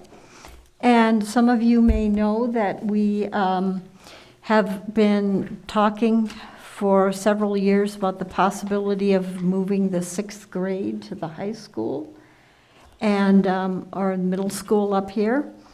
And so if we do that, we will need to circle back and change this. It is written as schools for 7 and 8, high school is for 9, 10, 11, and 12. Okay? One question, Karen. Yes. I'm just noticing primary elementary is kindergarten through grade 6. Should that say pre-K? through Yeah, grade 6? that's something else that we can make that change right now if you'd like. Everybody okay with that? Add pre-K to elementary? Again, the agenda, the agenda Yeah. does not allow for a vote, I think, tonight. Right, but tentatively, so we can come back and include that when we do vote, I can write that in? Okay, all right, And I can update the plan file as well. okay. And I don't know if this is the place for it, but we should be looking at multi-grade classrooms as well. Okay, this is just how the different schools. How the schools are. Yeah, yeah. Thank you. You're welcome. And that's all I have for I. How about you guys? Anything? No? Okay, that was short because it was only half there. J is another very lengthy and important section. It deals with students. And so I would like to direct you to J, as in James, and D, Dean, James, Dean, JJD.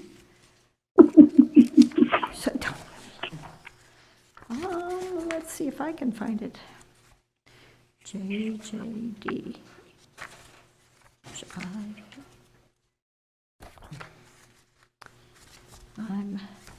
Yeah. PJF. Okay.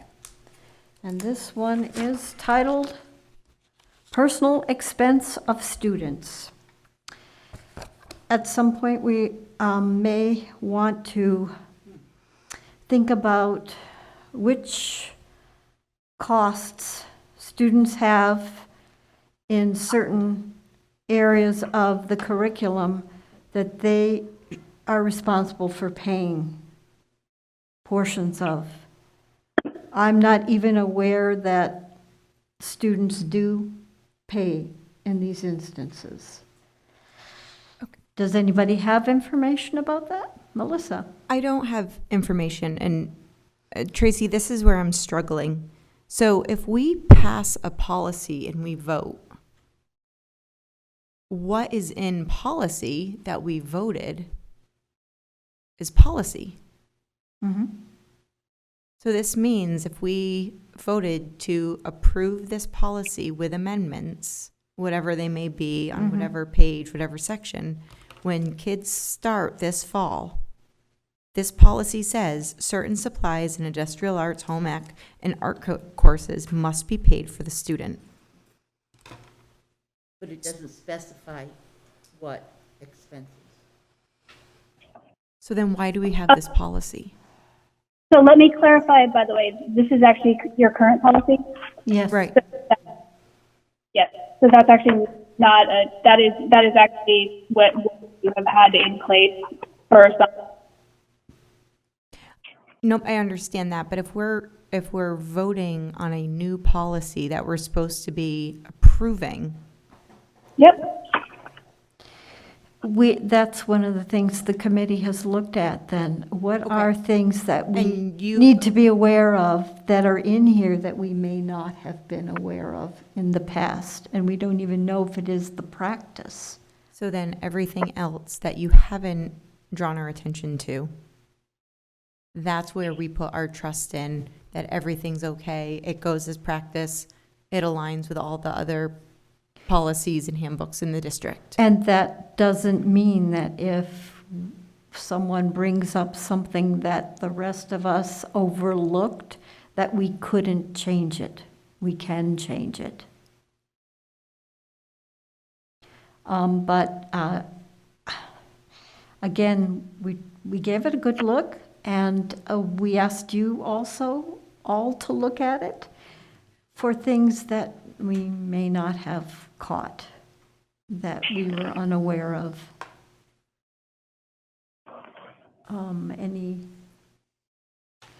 I would also like to add that our current policy manual is extremely out of date. Yes. It's not consistent with a lot of the laws and regulations about what we need to have policies for.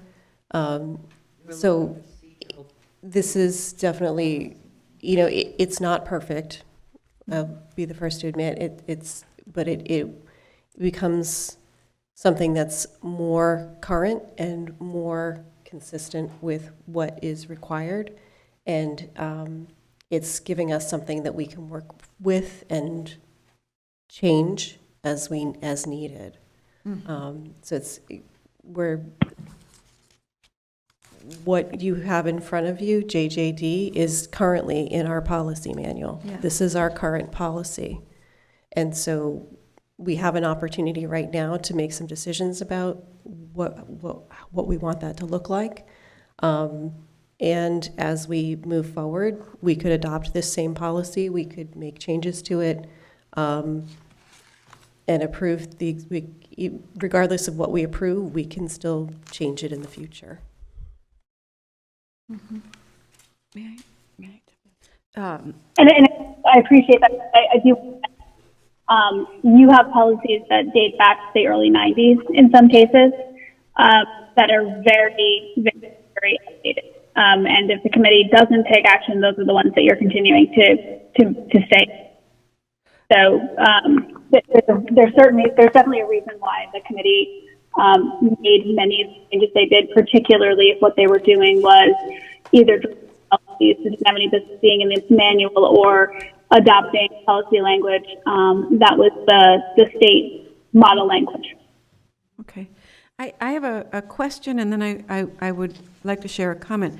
I think I made an assumption that the draft revised policy manual in front of us right now does not include existing policies that the policy subcommittee reviewed and thought, gosh, that's really outdated, or that type of policy is no longer necessary. Strip that from the draft. Don't include that. So largely, and by all means, Karen, if you want, that is true in every case except for the places where Karen is saying you need a policy decision as to whether or not this is the practice, which is why she's called your attention to this. So yes, that's why you had a significant number of, for example, in section E that involves dropping a whole bunch that actually belongs in your emergency management, and in fact actually existed there. So yes, that okay. You have some sections that have much. Okay. May I make my comment? Sure. So those of you who have been in my office know that to the left of my computer, I have all kinds of binders. One of the binders that I reach for, I would say every single day, is my binder with the union contracts in it. I consult contracts daily. When the committee votes on its new and improved and updated, streamlined, even better policy manual, that manual will be right next to the contracts binder, and I will be lifting that heavy manual. I like to have it in paper in addition to searching it online.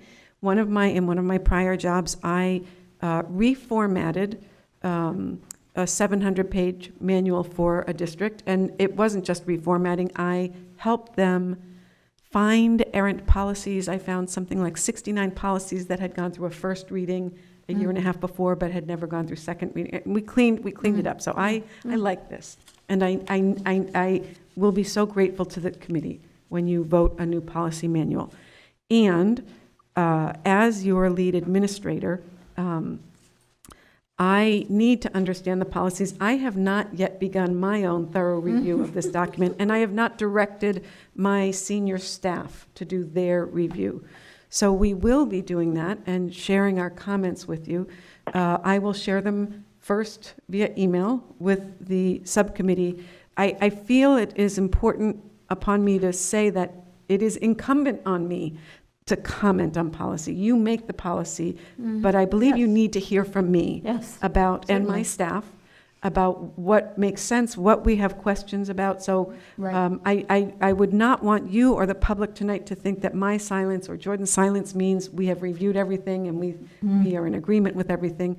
This is going on vacation with me the last week of July. Oh, no. Well, no, that makes No. me happy because I can sit and read it without interruption, and then I can come back to you, I can send comments. I did not anticipate that we were going through section by section tonight. Me either. The entire, I would have spoken differently with Raina about the pacing of tonight's agenda, had I known that, because Yeah. there is an executive session. I really didn't understand, so I apologize for that. And we do have another meeting next week for further discussion of the manual. So just don't want you to think that we won't have lots of comments and questions. We will, but not just yet. Yeah, I appreciate that. So, point of order? Yep. Yes. It's 9 o'clock. It's 9:00. Okay, I can stop here and resume next week, if that is your wish, so that we can carry on with the important executive session work. Is that your And wish? I'm sorry, when are you scheduled to meet? Next Thursday evening. I won't be able to join you. I have my own next. I think we can do, there's just a little bit more of J, one more thing I have there, and two in K that have to do with what we'll need to do going forward. Okay. Okay? Mm-hmm. But thank you very much, Tracy. Thank you, Tracy. Of Thank you, course. Tracy. Thank you. And I'll be in touch with you about I. Okay. Sounds like a plan. Thank you. All right, thank you. Yep. Have a good evening. Yep. So, do I need to entertain a motion to move forward to item number 8 on the, and skip over the subcommittee reports? And move to the executive session? I would just ask, is there anything out of the ordinary on any of the subcommittees that should be brought forward? I'm not aware of any. No, Moving forward is fine. I've just reminded people on C&P that we have to meet in person on Wednesday when we're scheduled to meet. Thanks.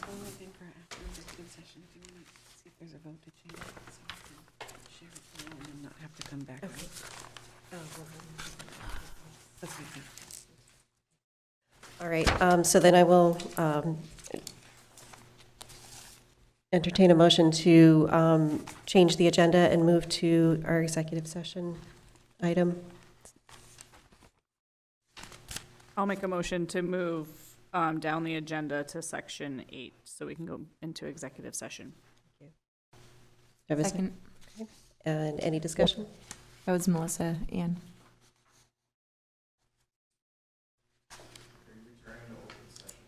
Yes. All right. Any other discussion? Do we have to vote on that? Yes, Just skip. yes. I think so. Go ahead, Melissa. Melissa Gary, yes. Stephanie Winslow, yes. Jeannie Milton, yes. Nathan Schwartz, yes. Karen O'Neill, yes. Stephen Martin, yes. Michelle? Michelle Druso, yes. And Raina Dastu, yes. And now I would like to entertain a motion to move into executive session. I make a motion to move into executive session to discuss strategy with respect to collective bargaining with PVREA teachers and PVASP support personnel, if an open meeting may have a detrimental effect on the bargaining position of the public body, and the chair so declares. Second. We will be returning to executive session. To open session. Open session, I'm sorry. That's all right. It's been a long day. Point of order, there's another part to this, right? Yeah, you have to read the end. Oh, to comply with. Please add, to comply with or act under the authority of any general or special law or federal grant and aid requirements. Open Meeting Law, GLC 30A. What does that mean, please? Section 22. Oh, thank you. Section 22F, G, executive session minutes. Oh, gosh. What does this mean? We're going to be looking at the minutes of all those Are we executive. looking at these executive session minutes? We will be looking at executive session minutes of 8:25:21, 9:16:22, 10:14:22, 2:03:22, 2:17:22, and 4:21:22. We will be returning to open session for a potential vote. I second that. All right, we're ready to take a vote? Melissa Gary, yes. Stephanie Winslow, yes. Jeannie Milton, yes? Nathan Schwartz, yes. Karen O'Neill, yes. Stephen Martin, yes. Michelle Druso, yes. And Raina Dastu, yes.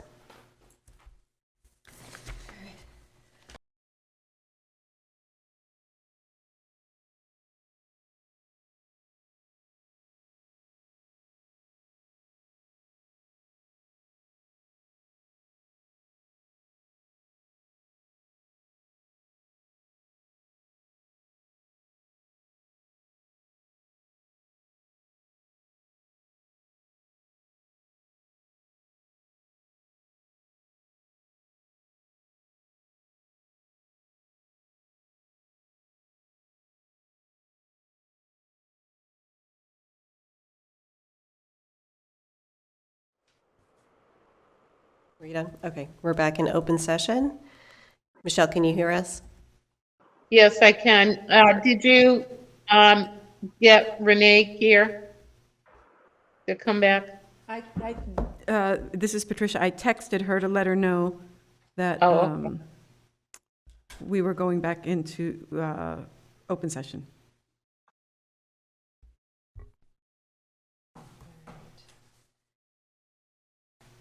So I will start by entertaining a motion to approve the MOA between the district, PVREA, and Lucas Correa Cover. I move that we accept as written. Second? Any further discussion? Go take it away, Melissa. Melissa Gary, yes. Stephanie Winslow, yes. Jeannie Milton, yes? Nathan Schwartz, yes. Karen O'Neill, yes. Stephen Martin, yes. Michelle Druso, yes. Raina Dastu, yes. That motion passes.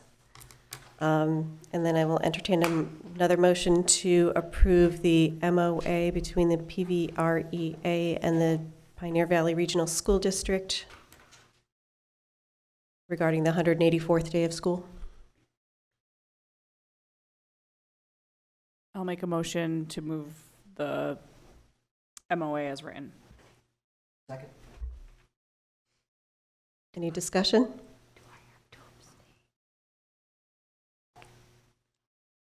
All right, Melissa, you want to? Melissa Gary, yes. Stephanie Winslow, yes. Jeannie Milton, yes? Nathan Schwartz, yes. Karen O'Neill, yes. Stephen Martin, yes. Michelle Druso, yes. Raina Dastu, yes. That motion passes. All right. Personnel. Next item is the staff changes for 22-23. This is in your packets. It's a page that has light blue horizontal bars. So we will bring this to you each month, and I'm thinking what we will do is throughout the year, as changes are made from the prior month, we'll put those in a different color text so that you can see month to month what has happened since the last month. We have quite a few staff changes taking place. The retirements that were noted earlier in the meeting are on here. We have lots of candidates coming in for interviews right now. I met with a great candidate this morning.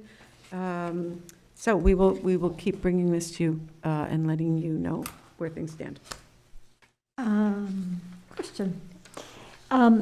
In previous iterations of this, under other superintendents, we have seen under if someone is left, whether they've retired or taken another position, if that information is known.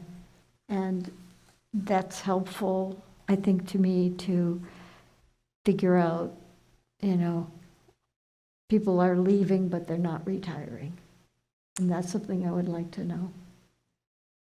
I remember seeing an earlier iteration of this list when I first came in. I had concern that it could share information about a person's next steps that might not be something they wanted to share.